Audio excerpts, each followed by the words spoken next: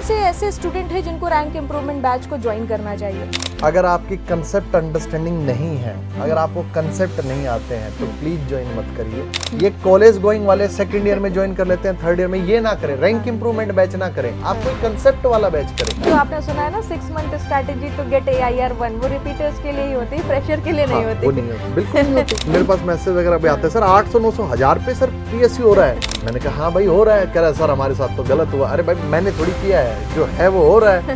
अच्छा, उनको पता है they can perform well, but उनकी प्रैक्टिस नहीं हो पाई। This is the batch for you. GATE 2024 examination के रिजल्ट के बाद आई नो आप में से बहुत सारे ऐसे स्टूडेंट होंगे जो CCMT की काउंसलिंग में पार्ट ले रहे होंगे, कुछ ऐसे होंगे जो IIT में सिलेक्शन ले रहे होंगे, और कुछ ऐसे भी स्टूडेंट होंगे जो डेफिनेटली PSUs का ट्राई कर रहे होंगे। मगर आप में से कुछ ऐसे भी स्टूडेंट होंगे जो बहुत अच्छी रैंक लेके नहीं आ पाए होंगे, या फिर उनका सपना तो PSU का था मगर मिला उनको अभी या तो IIT है या तो NIT है। तो ये सारे स्टूडेंट्स के लिए हमारे पास रैंक इम्प्रूवमेंट बैच है। मेडिजी पर ऑलरेडी रैंक इम्प्रूवमेंट बैच जो है वो लॉन्च हो चुका है। इसके बारे में भी आपको सारी डिटेल्स देंगे, और स्पेशली आज के सेशन में हम बात करने वाले हैं रिपीटर्स के ऊपर। जो आज के रिपीटर हैं वो कल के टॉपर हैं। तो सर सबसे पहले तो welcome to the podcast. And आज हमारे साथ रविंद्र सर जुड़े हुए हैं। सर से काफ़ी सारे क्वेश्चन मैं पूछने वाली हूँ रिलेटेड टू रिपीटर्स स्ट्रैटेजी। तो सर जैसे कि रैंक इम्प्रूवमेंट बैच ऑलरेडी मेडिजी पर लॉन्च हो गया है, तो इसमें क्लासेस कब से शुरू हो रही हैं, और स्पेशली कौन से ऐसे स्टूडेंट हैं जिनको रैंक इम्प्रूवमेंट बैच को ज्वाइन करना चाहिए? First of all thank you for having me here, it's my pleasure. And ये batch we are starting on 20th of June. Okay. 20th of June will be the starting of the batch. And as you have asked me who should join, so I would strictly say first, you know, अगर आपकी concept understanding नहीं है, अगर आपको concept नहीं आते हैं तो प्लीज ज्वाइन मत करिए। प्लीज ज्वाइन मत करिए। दूसरा, आप M.Tech कर रहे हैं, कहीं से भी कर रहे हो, अगर आपको उस साइड जाके अगर फ्यूचर दिख रहा है, आप, मैं नहीं कहता हूँ IIT, पुरानी IIT, नई IIT, NIT, लेकिन आप ज्वाइन किए हुए हैं, आपको टाइम हो गया, आपने एक सेमेस्टर, एक्चुअली अभी हमारे पास जो बच्चे होंगे वो 2 सेमेस्टर निकाल चुके होंगे IIT, NITs में। तो अगर आप फ्यूचर देख पा रहे हैं कि मैं प्राइवेट में जॉब में निकल सकता हूँ, मैं PhD की तरफ निकल सकता हूँ, मैं स्टार्टअप, रिसर्च, कोई भी अगर आपको फील्ड लग रहा है जहाँ पे आप जा सकते हैं, तो आप प्लीज ज्वाइन मत करिए।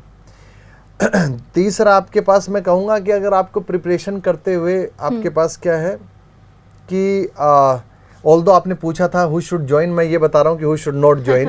मुझे ये लगता है कि कई बार बच्चे बस उसी रेस में आपके पास कर लेते हैं। तो जिन बच्चों को प्रिपरेशन करते हुए, जैसे 1 साल आपने तैयारी की, किसी भी क्लासरूम में आपने क्या है स्टडी किया, ऑनलाइन हो ऑफलाइन हो, उसके बाद आपने उस साल अटेम्प्ट दिया, ऑफ कोर्स आपका 3 साल तैयारी कर रहे हैं तो आपका नहीं हुआ उस साल, अगले साल आपने दिया 1 साल, उसके अगले साल 2 साल, टोटल आपने 2 साल खुद से दिया, एक बार आपने प्रिपरेशन, 3 साल हो गए हैं। आप फिर मत दीजिए, आप कोई और रास्ता ढूंढिए। आप इस ट्रैप में आप ना जज्बाती मत होइए कि बस मैं थोड़ा सा मिस हो गया, इतना मिस हो गया। अरे भाई, जीवन में शायद कुछ आपके लिए अच्छा बना हो, कुछ अच्छा बनाओ, तुम बस चाहते ही नहीं हो वहां जाना। सही बात है। और ज्वाइन मैं कहूंगा किसको करना चाहिए, जैसे बहुत सारे बच्चे आते हैं पहले साल, अब वो क्या होता है कॉलेज में बिल्कुल नहीं पढ़ते, पढ़ने में ठीक है वो, क्योंकि वो क्लासेस 5-5, 6-6 घंटे की क्लासेस चल रही है, वो रोज पढ़ते हैं, वो रिवाइज करते हैं, अगले दिन समझते भी हैं और कॉन्टिन्यूसली पढ़ते हैं वो 6-7 महीने, दिमाग ठीक है, बट कॉलेज में बिल्कुल नहीं पढ़े। समझ तो आ रहा है बट प्रैक्टिस करने के बाद ही तो परफॉर्म करोगे। हमने दिसंबर में सिलेबस कंप्लीट किया, वो मुश्किल से थोड़ा बहुत पढ़ पाए, जनवरी में, फेब के स्टार्टिंग में पेपर दे दिया, प्रैक्टिस इतनी हो ही नहीं पाई। अच्छा, उनको पता है they can perform well, but उनकी प्रैक्टिस नहीं हो पाई। This is the batch for you. आप आराम से प्रैक्टिस करिए। जितना जिस हिसाब से सिलेबस है ना, फर्स्ट ईयर में नहीं हो पाता है, क्योंकि 4 साल के जो पाप है वो भी धोने। एक्चुअली मेरे को लगता है मैडम, अगर पहले से बहुत सिंसियर हो ना, बच्चे बहुत अलग लेवल के हैं, आप सबके लिए, मतलब हम सबके लिए जनरलाइज नहीं कर सकते। जैसे मैंने देखा है, अभी मैं एक ड्रोन की वर्कशॉप अटेंड कर रहा था, मेरे को DC का DTU बोलते हैं उसे, उसका बच्चा मेरे को मिला, समवन तुषार करके, तो he is in 3rd year and he wanted to opt for the coaching. वो बच्चा, और उसको बहुत सारे कुछ, वो कैड वगैरह पे भी, कैटिया पे भी काम करता है। कुछ हमें ऐसे भी बच्चे मिलते हैं फाइनल ईयर के बाद ये कह रहे होते हैं जीवन में क्या करना है, तो हम सबके लिए नहीं कह सकते। लेकिन हाँ, अगर पहले से कतई मेहनत नहीं किया तो फिर तो टाइम लगेगा, लेकिन कुछ बच्चे होते हैं वो फटाफट क्वेश्चन भी कर लेते हैं तो उनको नहीं लगता है। Yes sir. एक मुझे लगता है कि अगर आप मास्टर्स कर रहे हैं कहीं से भी, आपको समझ आ जाएगा। मैं किसी ब्रांच को, किसी इंस्टीट्यूट को बेकार नहीं बता रहा हूँ, बट आपको ना 1 साल में ये समझ आ गया होगा कि इधर से फ्यूचर बन नहीं रहा है, इससे बेटर। मैं बहुत ज्यादा तो डिस्क्लोज नहीं कर सकता। एक बच्चा एरोस्पेस का, मैं उसका इंस्टीट्यूट का नाम नहीं ले सकता, he entered into PhD BTech के बाद, जस्ट बाद, because he had that option. But फिर उसको अभी क्या लग रहा है, सर थोड़ा ज्यादा है और पीएचडी मेरे उसके ना घर पे थोड़ी रिस्पॉन्सिबिलिटीज हैं, तो उसे क्या करना है कि अब वो उसे जॉब चाहिए उसे, है ना। तो उसे समझ आ रहा है कि वो पीएचडी तक कंटिन्यू नहीं कर पाएगा, तो वो कह रहा है सर मैं एमएस की डिग्री ले लूंगा, मतलब उसके पास शायद ये स्कोप है। और वो उसने गेट दिया था इस बार, उसकी रैंक भी ठीक आई है, तो वो अब क्या है पीएसयू में जाना चाह रहा था। मैंने उससे पूछा कि ऑफ कोर्स क्वेश्चन होगा कि तुम आप यार एरोस्पेस में कर रहे हो तो स्टार्टअप वगैरह में क्यों नहीं आया इसमें। कहता सर मेरे को ना मेरी इतनी रिस्पॉन्सिबिलिटी है, मेरे को एक स्टेबल जॉब चाहिए सर, मेरे को ये पता हो कि मेरे को इतना पैसा मिलेगा, क्योंकि मेरे को ठीक ठाक टेक केयर रखनी है अपने फैमिली की और सिबलिंग्स की। तो वो बच्चा, अब देखो वो बच्चा ठीक भी है, वो जा भी सकता था, बट वो कहता सर मेरे को एक स्टेबल जॉब चाहिए, मेरे को उसकी रिक्वायरमेंट है। तो वो बच्चा दे रहा है आपके पास, फिर से उसने पेपर दिया और अब तो वो तो खैर पीएसयू में जा रहा है। तो मैं कहूंगा अगर आप एमटेक कर रहे हो और आपको लगता है कि इधर से वो नहीं मिलेगा जो मेरे को पीएसयू दे सकती है, तो आप you can opt for it. एक सबसे ज्यादा अच्छा जो मास्टर्स के अलावा जो वर्किंग प्रोफेशनल है, मैं तो लास्ट ईयर, मैं इस बैच में, अब ये 9 साल पहले शुरू हुआ था, if I am not wrong, मैं 9 ही साल से पढ़ा रहा हूँ इसमें। मुझे इसमें बहुत सारे बच्चे वर्किंग प्रोफेशनल मिलते हैं, कह रहे सर बड़ा मतलब अच्छा, एक तो थोड़ा सा कंपटीशन कम हुआ है पिछले कुछ सालों में कोविड के बाद से।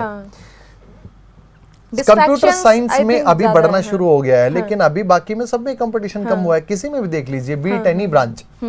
इवन सर 700-800 रैंक पे भी आई थिंक पीएसयू। अरे आईओसीएल कॉल करती है हमारे टाइम्स में।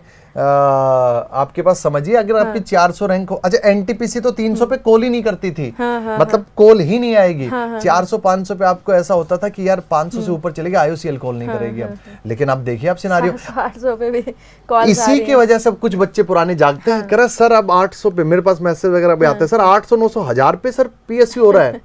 मैंने कहा हाँ भाई हो रहा है। कह रहा सर हमारे साथ तो गलत हुआ। अरे भाई मैंने थोड़ी किया है, जो है वो हो रहा है। तो कह रहा सर, फिर उनका थोड़े दिन बाद फिर आता है कि सर सर कुछ करा जाए सर, कंसेप्ट तो सर याद है, क्योंकि फिर देखते हैं पन्ने पलट के, बट सर अब हो नहीं पाएगा सर, अभी सर 2 दिन पढ़ता हूँ फिर नहीं पढ़ पाता हूँ। तो ये जो बच्चे हैं, ये जो वर्किंग प्रोफेशनल है, जो दिन में 2-3 घंटे दे सकते हैं, बट उनको साथ चाहिए कॉन्टिन्यूसली किसी का, वो इस बैच को ज्वाइन कर सकते हैं। और जो अनडिसिप्लिन्ड है, अनडिसिप्लिन मतलब सर आता सब कुछ है, दिमाग से पैदल नहीं हूँ, बट बैठ नहीं सकता रोज सर, रोज मेरे को साथ चाहिए, मैं क्लास जा सकता हूँ, मेरे को अंदर फ्लो नहीं है, डिसिप्लिन नहीं है, उनके लिए परफेक्ट बैच है। घर पे है, मान लीजिए कोई बच्चा रेवा में रहता है, अब वहां पे चला गया, ऑनलाइन बैच है, कह रहा सर अब दिल्ली में रहने का खर्चा भी है, और निकम्मे ने इतना बेकार परफॉर्म किया कि घर वाले कह रहे हैं अब तो फिर जाके 10,000 रुपए लगाएगा पर मंथ।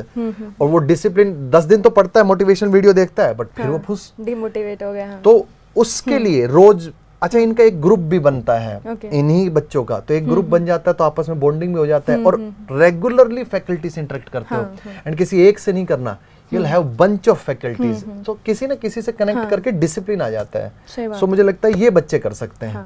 लास्ट में मैं इसी के साथ निपटा देता हूँ, वो शुड नोट वाला मैंने बताया था कि जिसको कंसेप्ट ना आते हैं वो ना करें, जो आपके पास जिनका एमटेक में अच्छा फ्यूचर दिख रहा है वो ना करें, जो आपके पास 3-4 साल हो गए वो ना करें, कॉलेज गोइंग भी ना करें भाई। ये कॉलेज गोइंग वाले सेकंड ईयर में ज्वाइन कर लेते हैं, थर्ड ईयर में, ये ना करें, रैंक इंप्रूवमेंट बैच ना करें, आप कोई कंसेप्ट वाला बैच करें, वो ना करें। डेफिनेटली। और वो जो आपने सुना है ना 6 month strategy to get AIR-1, वो रिपीटर्स के लिए ही होती है, फ्रेशर के लिए नहीं होती। वो नहीं होती, बिल्कुल नहीं होती। तो आपने अगर कहीं से सुन लिया और आप कॉलेज गोइंग स्टूडेंट हो और आपको लग रहा है कि 4-5-6 महीना पढ़ के आपकी AIR-1 आ सकती है, तो वो तभी आ सकती है, या तो आपने कॉलेज में ही बहुत सारा पढ़ के रखा हो, आप IIT बॉम्बे बैठे हैं और आप इलेक्ट्रिकल इंजीनियरिंग बैठे हैं, आप out of I don't know क्या रीजन है, अदरवाइज तो वो वहीं से सिलेक्शन हो जाता है CFTI इंस्टीट्यूट में, बट फिर भी आपने गेट दिया तो फोड़ देंगे आप। Yes sir. लेकिन फिर आप कहीं 6 महीने में कर दिया, अरे भाई आप रोज पढ़ रहे थे। सही बात है। सो सर एक और क्वेश्चन है, जैसे बहुत सारे स्टूडेंट हैं अगर रैंक इम्प्रूवमेंट बैच को ज्वाइन करते हैं तो डेफिनेटली कुछ क्लासेस उनकी मिस हो चुकी होंगी, ठीक है, या फ्यूचर में मिस हो जाती हैं क्लासेस, तो वो क्लासेस को फिर वो कैसे देख सकते हैं, क्योंकि कोर्स तो लाइव है। हाँ जी, तो वो सेशंस फिर कैसे एक्सेस होंगे? उसमें ना रिकॉर्डेड देते हैं, ठीक है। रिकॉर्डेड में भी जैसे पहले इस बात को समझना होगा, जैसे उसमें लिखा होता है 2 टाइम्स देख सकते हो, ऐसा नहीं है। मैंने खुद कुछ ना रिकॉर्डेड लेक्चर देखे, 2 छोड़िए आप कम से कम 5 बार देख सकते हैं। मैं बताता हूँ, मान लो 3 घंटे का लेक्चर है, 3 आवर्स का, हम फिर उसमें 6 आवर्स का वॉच टाइम देते हैं, 6 आवर्स का। बच्चे को 3 घंटे का लेक्चर देखने के लिए 3 नहीं लगते, क्योंकि मैं कई बार टीचर एक्सप्लेन कर रहा है कुछ, टीचर बैठा है वेट कर रहा है आपके जवाब देने का, और जनरली बच्चों को लगता है कि अच्छा 2 टाइम्स तो देखते ही हैं बच्चे जब रिकॉर्डेड देखते हैं, तो वो एक्चुअली 6 ही घंटे का नहीं है, बच्चों की स्पीड पे वो करीबन 12-13 घंटे मिल जाता है, तो उसको 4-5 बार देख सकते हो आप। और सर लाइव क्लास में ऐसा भी होता है ना, किसी स्टूडेंट ने कोई क्वेश्चन पूछ लिया, अब वो उसको नहीं आता है मगर आपको आता है, अब टीचर उसमें जो है 4 मिनट 10 मिनट लगा हुआ है कि भाई पूरा एक्सप्लेन करना है, तो आप वो तो स्किप ही कर देते हो, वो भी आप नहीं देख रहे। मैंने खुद ना मेडीजी के प्लेटफॉर्म पे मुझे कुछ पढ़ना था दूसरे सब्जेक्ट का, तो बता रहा हूँ, मुझे भी लगा उसमें ना आता रहता है इतने, जैसे आपने देखा this much of time, this much of hours are left, तो मैं पूरा लेक्चर कर गया। मेरा बहुत ही कम, I guess it was of around 3 hours, मैं 40 मिनट्स में मैंने कर लिया था। फिर वो उसमें दिखा रहा है 3 आवर्स का दुगना देख सकता था 6 आवर्स, तो वो दिखा रहा है 5 आवर्स 20 मिनट्स और देख सकते हो। अरे मैंने कहा यार 2 बार तो बोलते हो आप, ये तो बहुत बार देखा जा सकता है। सही बात है। हाँ, वो इसको देख समझना होगा। एंड सर एक और क्वेश्चन था कि जो भी स्टूडेंट इस बार रिपीट करने जा रहे हैं, and if they are going to join rank improvement batch, so what should be the proper schedule, what should be the timetable for the student? अब definitely वो last year जैसा नहीं हो सकता, क्योंकि last year तो वो classes भी कर रहा था और course completion में भी उसका time जा रहा था, but इस बार जो है वो subject complete है, but still there is a requirement of the revision. तो revision plus rank improvement batch plus test series का क्या कॉम्बिनेशन और क्या स्केड्यूल होना चाहिए? देखो मैं ये कहूँगा, ये ना जैसे अगर स्ट्रेटजी कह रहे हैं, ब्रॉडली जब आपने पूछा तो मुझे एकदम से आया कि मैं ना ऐसे जैसे किसी वर्किंग बच्चे के लिए मैं स्ट्रेटजी नहीं बता सकता, उसको जो घर पे बैठा है, जो बच्चा पिछली बार भी खुद से प्रिपेयर करके दिया उसकी स्ट्रेटजी मैं उसे नहीं बता सकता, जो 1 साल प्रिपेयर किया था सिर्फ समय की वजह से प्रैक्टिस नहीं कर पाया। मैं ब्रॉडली 3 कैटेगरी में क्लासिफाई करके इसको बता देता हूँ। एक बच्चा वो जो पहले साल आया था, वो सिर्फ समय उसे नहीं मिल पाया लास्ट में, क्योंकि उसका सिलेबस कंप्लीट हुआ दिसंबर 15-20 को, उसने 1 महीने रिवाइज किया, वो प्रैक्टिस कर ही नहीं पाया। उसको तो बिल्कुल ज्यादा कुछ सोचने की जरूरत नहीं है, आए रोज 2-2.5 घंटे की क्लास होती है, अपनी मस्त क्लास करे। अगर कहीं जॉब वो कहीं नहीं कर रहा है तो अपना आपके पास क्या है, 2-2.5 घंटे की क्लास में आपके पास फिर अगले दिन के लिए पूरा प्रिपेयर करे, क्योंकि हम बताते हैं कि कल ये टॉपिक होगा, और बाय द वे हम इसमें वर्कबुक भी देते हैं, वो सेपरेट वर्कबुक होती है, वो करे हमारे साथ साथ करे, पूरा दिन यूटिलाइज करे, और वो तो जितना मर्जी घंटे पढ़ सकता है, सारा आता है उसे, क्लास के साथ साथ चलता रहे, टेस्ट सीरीज साथ साथ देता रहे, वो तो उसके लिए तो कोई इश्यू है ही नहीं। वो तो अपना उसको तो क्वेश्चन करने हैं, क्वेश्चन वर्कबुक के कर लो, अपने क्लासरूम वाली के भी कर लो, प्रीवियस ईयर लगा लो, कोई डाउट है तो पूछ लो, टेस्ट सीरीज देते रहो। दूसरा बच्चा मेरे पास वो आता है जो पढ़ाई कर रहा था, उसकी बस रैंक नहीं आई, उसमें समय वमय की दिक्कत नहीं है, वो प्रिपेयर कर रहा है, तो फिर आपको बेटा उसको एनालाइज करना पड़ेगा। ऐसे नहीं, अगर आपके पास समय था, पूरा आपने पढ़ा और फिर आप परफॉर्म नहीं कर पा रहे, तो आपको एनालाइज करने की जरूरत है। वो एनालाइज जनरल नहीं हो सकता, आप किसी से इंटरेक्ट करके मुझे लगता है पर्सनली पूछ सकते हैं, क्योंकि बहुत सारे वेरिएशन है जिसकी वजह से रैंक नहीं आती है। कि कुछ निकम्मे पढ़ते ही नहीं है, बस ड्रॉप ले लिया, अरे तो भाई फिर तो पढ़ना शुरू करो। कुछ लोग हैं कि न्यूमेरिकली अटेम्प्ट नहीं करते, थ्योरी में इतना घुसा रहे, अरे भाई न्यूमेरिकल करो, आप करने पड़ेंगे। कुछ है सर पढ़ रहा था, सर मेरा पूरा सिलेबस प्रिपेयर नहीं हुआ, सर मैं लेट हो गया था, अरे भाई तो टाइम शेड्यूल बनाओ ना, दिसंबर तक कर देना है सब कुछ। कुछ है सर टेस्ट सीरीज नहीं दिया, सर डर लग रहा है, अरे तो टेस्ट सीरीज देनी थी, टाइम को नवंबर एंड तक कंप्लीट करके दिसंबर से टेस्ट सीरीज दो, पहले पार्ट सीरीज दो, पहले भी तो दोगे। कुछ ऐसे सर टेस्ट सीरीज दी थी बट सर नंबर नहीं आ रहे मेरे, तो भाई फिर तुम्हें देखना पड़ेगा क्यों नंबर नहीं आ रहे। आपको हो सकता ना, मैं ऐसे भी बताऊं आपको, I have come across with many students, उनको पता क्या लगता है, मैं ऐसे बच्चों से मिला हूं, ऐसे वो लगता है उनको सारा सब्जेक्ट आता है, क्वेश्चन दे दो तो नहीं कर क्वेश्चन नहीं पाए। होते। अरे मैं ऐसे लोगों से मैंने कई बार उनके दिमाग में भी घुसने की कोशिश की कि इनको ये सर लगता क्यों है कि इन्हें आता सर है। I got one message from student के मैम मेरा सिलेबस कंप्लीट हो गया है हाँ। और सब कुछ बढ़िया है, बट जब क्वेश्चन करता हूँ तो क्वेश्चन नहीं बनता है। तब मैंने उसे लिखा कि ये आपका भ्रम है। भ्रम है ये अरे मैं ऐसे लोगों से अच्छा मैं ऐसे से भी मिला हूँ आपके पास कि कोई क्वेश्चन दिया है उसमें वो कोई भी फॉर्मूला लगा देते हैं। हाँ, समझ नहीं आ रहा फॉर्मूला कौन सा लगा। उनको ये नहीं पता लग रहा कि ये गलत है। मैं सही में मैंने देखा है फॉर्मूला आया लगा दिया, उसको यही नहीं समझ आ रहा है दादा ये फॉर्मूला कैसे लगा सकते हो आप, तो ऐसे भी तो प्राणी हैं। तो भाई आपको ना किसी के सही में इंटरेक्ट करना पड़ेगा तब पता लगेगा। तो ये तो मैंने मोटा मोटा बताया कि आप इस तरह कर सकते हो, लेकिन इसमें बहुत सारे बच्चे एंग्जाइटी वाले हो सकते हैं, सेल्फ डाउट वाले बच्चे हो सकते हैं, किसी किसी को बड़ा अब फैमिली प्रॉब्लम आ रही है 3-4 साल से प्रिपेयर कर रहा है, तो अब उनके लिए मैं जनरलाइज स्ट्रेटजी नहीं बता सकता। तो ये मुझे लगता है। तीसरा आपको मेरे को लगता है एमटेक और वर्किंग। देखो एमटेक और वर्किंग में मैं ये कहूंगा कि आप ना बहुत ज्यादा समय तो नहीं दे सकते, तो आपको जब एफर्ट देना है तो देना है एफर्ट। आप ये नहीं कि हाँ आराम से पढ़ेंगे 2 घंटे, नहीं भैया 15 मिनट पढ़ डालो, भैया लेक्चर के बीच में पढ़ डालो। आपके पास तुम्हें पता लगा कि घर जा रहा हूँ मेट्रो में जा रहा हूँ पढ़ डालो, क्योंकि उनके पास वही समय है। और मैंने ऐसे पढ़ के भी लोग सिविल सर्विसेज भी निकालते देखे हैं, गेट ही नहीं, ऐसे मेरे सीनियर रहे हैं, जूनियर रहे हैं, और आपके पास मैंने देखे हैं ऐसे लोग। ऐसा नहीं है जो लोग वो एग्जाम क्रैक कर सकते हैं, तो आपको तो फिर ऐसा होता है इनके पास। तो मैंने वो भी बच्चे थे, वो आपके पास आपने you must have seen such cases, लड़कियों के आपके पास बच्चे हैं, छोटे बच्चे हैं, बेबीज हैं, स्टिल पेपर अरे वो बेबी सोया है रो के, अब वो इसलिए पढ़ रही है, कब जाग जाएगा उसके बाद फिर मैं नहीं पढ़ पाऊंगी। हाँ। तो आपको फिर उस वाली स्ट्रेटजी में जाना पड़ेगा, जहां लम्हा थोड़ा सा मिल जाए उसे आपके पास खींच लो और पढ़ लो, फिर आपके लिए वो स्ट्रेटजी है। तो आप सब वाली स्ट्रेटजी सेम नहीं है। सो सर एक क्वेश्चन और था आपसे, what level of questions you all are going to discuss in the rank improvement batch? इसमें मैडम हमारी वर्कबुक बनी हुई है जिसमें 2 लेवल के हैं, लेवल 1 लेवल 2। लेवल 1 आप समझ लीजिए ईएसई के ऑब्जेक्टिव टाइप है, लेवल 2 आप समझ लीजिए ईएससी के टफ और गेट के क्वेश्चंस हैं। हाँ कभी कभी हम कुछ कन्वेंशनल क्वेश्चंस ले लेते हैं, लेट्स से एक कंसेप्ट है, मैं उसमें टुकड़े में बात करूं, इससे बेहतर मैं कॉम्प्लेक्सिटी ऑफ क्वेश्चन को कंसेप्ट को लाने के लिए बड़ा क्वेश्चन ले लिया एंड उसके पार्ट्स में मैंने सारे क्वेश्चन को खोल दिया। जैसे फ्लूइड मशीन है, सारे मैंने आपके पास क्या है कंसेप्ट्स वगैरह को डिस्कस कर दिया एक ही क्वेश्चन में, तो टाइम सेविंग भी होता है, एक बच्चे को ना कॉन्फिडेंस आता है मैं पूरा क्वेश्चन डील कर सकता हूँ। तो बाकी गेट लेवल के क्वेश्चन से थोड़े से टफ करते हैं, क्योंकि फिर गेट में थोड़ा इजी लगे बच्चे को। हाँ, जब उसके ऊपर की प्रिपरेशन रहेगी तो फिर गेट लेवल तो वैसे भी हल्का सा बट इजी भी क्वेश्चन, लेवल 1 तो है ही ना। हाँ। सो इस बैच में, ये बैच जैसे कि सर ने बताया आपका लाइव होने वाला है। इन केस आप कुछ लेक्चर्स को मिस कर देते हो तो आप रिकॉर्डेड भी देख सकते हो। इसी के साथ साथ आपको ई बुक्स, वर्क बुक्स भी यहाँ पर देखने को मिलने वाली है, जिसमें one of the best questions आपको देखने को मिलेंगे। इस बैच में आपका प्रॉपर क्वेश्चन प्रैक्टिस होगा, अबव गेट कोशिश करी जाएगी कि आपको क्वेश्चन की प्रैक्टिस कराई जाए।